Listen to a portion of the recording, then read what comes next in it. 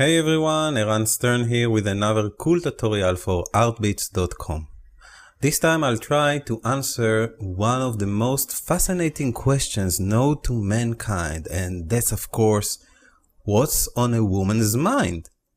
For that, we're going to use few of Artbeats' wonderful clips which will help us to dive into this lovely woman's eyes.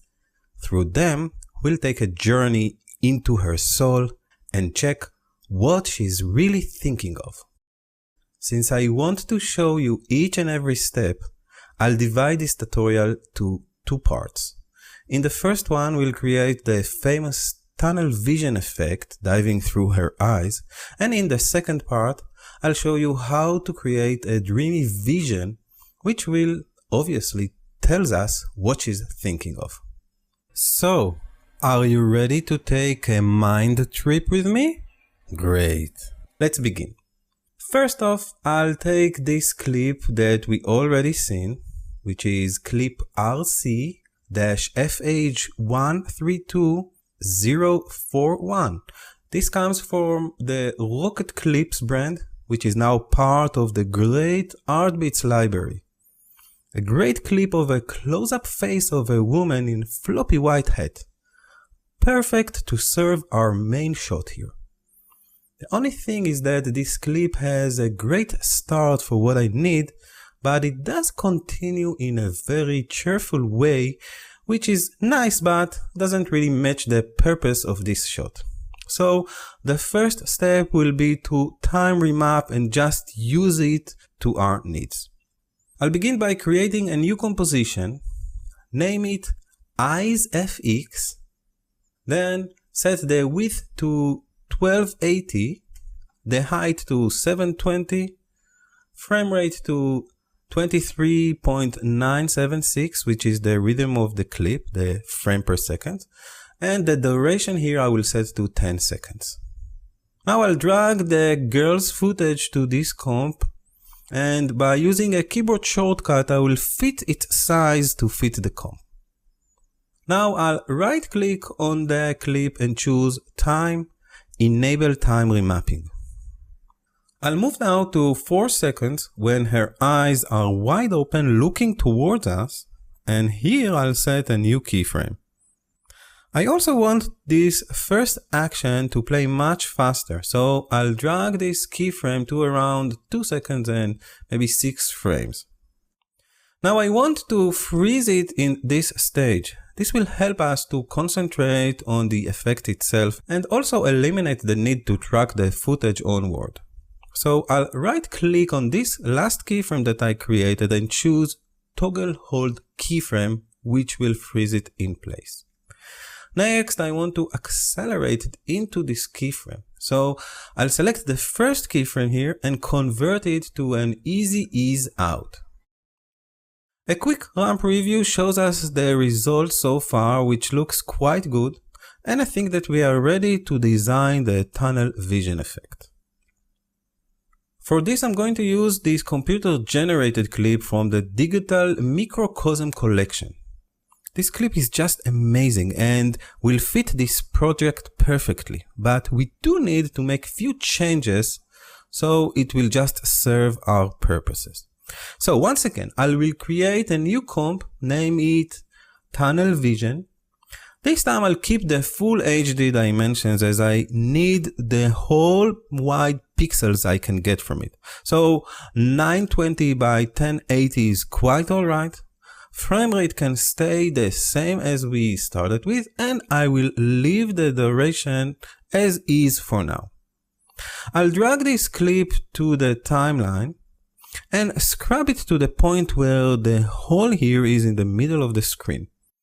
This should be a good starting place for this clip. So by holding down Alt plus open square bracket, I can trim it to this point. Then I'll make sure it will start from the beginning of this comp. Now I want to reveal it on the screen so it will look as it is opening some kind of passage into her eye. There are a few methods to do so, but in this case I'll choose one of my favorite by adding the circle effect. The circle effect can be found under the Generate category, And first I'll change the blending mode of the effect here to stencil alpha. This will punch a hole and reveal the footage below. Then I'll open the feather and change the edge here to 200 just to define a nice smooth transition.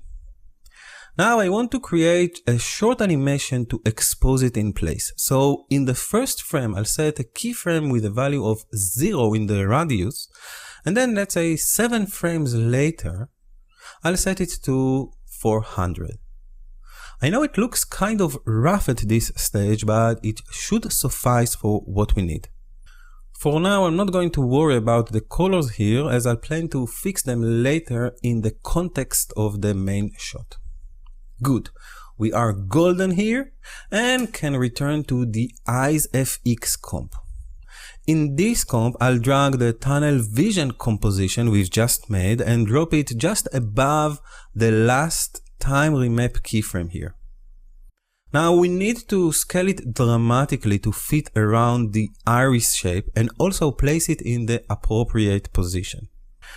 I think that I'll scale it to just around 5, maybe 5.5%. This looks fine to me. And while I'm here, I'll also add the Triton effect from the color correction category, of course, and change the midtones color to a suitable shade of blue just to match the color of her eyes. Next, I'll duplicate this layer and drag it just on top of the other eye. This is not a must step to do here, because when we'll create the animation, it will hardly be visible. I plan to concentrate on her right eye here. But since it is so easy to do and because good compositor must pay attention to the small details, let's go ahead and duplicate the same effect for the left eye as well. Okay, easy enough until this point, and we can continue to the final effect. So what I want to do now is drag the whole Eyes FX comp into a new comp, and just for good measure, I will also name it Eyes Transition. In this comp, I'll go to the point where it all starts to happen. That's around 2 seconds and 7 frames. And before doing anything, I will first change the anchor point for this layer to be in the middle of her pupil right eye. That's of course the right eye on the screen. In reality, it is of course her left eye. But what does it matter now? It certainly doesn't. It's just my compulsive need to be outsmart again. So, anyway, forget it. Let's move on and set keyframes for the position and for the scale of this layer at this point of time. Now, I'll move my playhead to second or so later, something around 3 seconds and 5 frames. And here I want to blow up the scale so the tunnel vision clip will cover the whole screen. I'll also need to move it a little bit to the center of the frame. And obviously, when we are scaling to these ridiculous values, we get a pixelated, horrible result.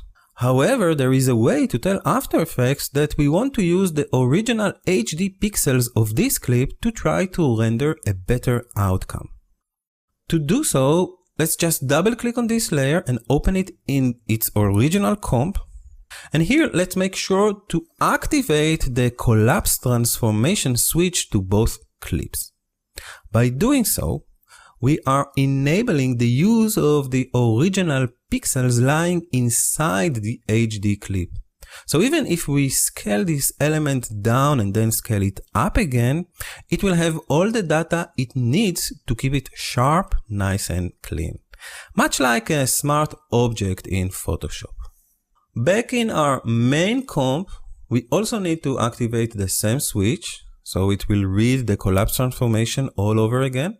And now we can see that all the fine details are back to the screen again. Wonderful. And now, of course, when we can see it clearly again, I will modify it a little bit just so it will cover the whole comp as needed. We are almost done here. I just want to exaggerate it a little further. So I'll back up a few frames to 2 seconds and 28 frames, And here I'll add the radial blur effect and change the type of the blur to zoom and set a keyframe for the amount with a value of 0. I will also want to set another keyframe to the center and place it just in the middle of the vortex here. Next, I'll move forward to 311, change the amount to 20 and move the center of the effects just to match. And then maybe 15 frames later at 326, I'll lower the blur amount to 10 and just leave it like this until the end of the timeline. Now I will press U just to see all of my keyframes for this layer, marquee around them and press F9 to convert everything here to an easy ease keyframes, just that we have a smoother motion. Okay, before we will create the final render, I want also to activate the motion blur for the layer and the comp. However, since we use the collapse transformation switch on it, the motion blur function will not work. What a shame, huh? Well, not really. We'll work around it by creating an adjustment layer, and to it I'll add the CC Force Motion Blur effect, which you can find under the time category. The Force Motion Blur will look at all the movement and pixels underneath and will create a faux motion blur effect, exactly what we want. But I don't want to leave it with its default values, so I will quickly set the motion blur samples to 16 just to get a higher quality. And also I might want to animate the shutter angle just to match my scene's action below.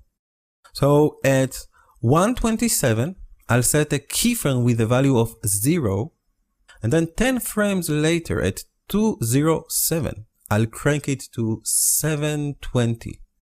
Then I'll keep it like this for a second or so maybe until 2 seconds and 28 frames. And then I'm going to maybe 1 second after, like 3 seconds and maybe 26 or 28, and reset it back to 0. This will definitely should do the trick and add the necessary punch to our shot as a faux motion blur effect. Alright guys, this is it for part 1. We can now test and render the result to see if it's good as we think.